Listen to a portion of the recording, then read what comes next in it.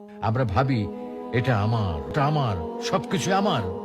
কিন্তু আপনি যখন এই পৃথিবী ছেড়ে চলে যাবেন, আপনার মৃত্যু হবে, তখন এই দুনিয়ার কোনো কিছুই কিন্তু আপনার সাথে যাবে না। আপনার ব্যাংক ব্যালেন্স আপনার সাথে যাবে না, আপনার বিশাল ইন্ডাস্ট্রি আপনার সাথে যাবে না, আপনার সুন্দর এই প্রাসাদোপম বাড়িটি আপনার সাথে যাবে না, আপনার সবচেয়ে প্রিয় দামি ব্র্যান্ডের গাড়িটি আপনার সাথে যাবে না, আপনার প্রিয়তম স্ত্রী, আদরের সেই সন্তান সন্ততি, কেউ কেউ আপনার সাথে যাবে না।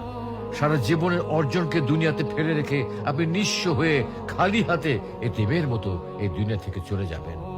আপনি যখন মৃত্যুবরণ করবেন, সবাই তখন শুধু আপনাকে তাকিয়ে তাকিয়ে দেখবে।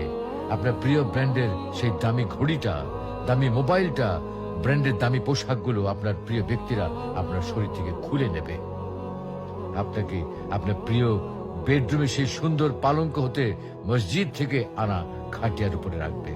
আজকে আপনার সেই প্রিয় বিছানাটাও আপনাকে ছেড়ে যেতে হচ্ছে। এই মুহূর্তে আপনার নামও পরিবর্তন হয়ে গিয়েছে। আপনাকে কেউ আর নাম ধরে ডাকছে না। আপনার নতুন নাম হয়েছে কি? লাশ।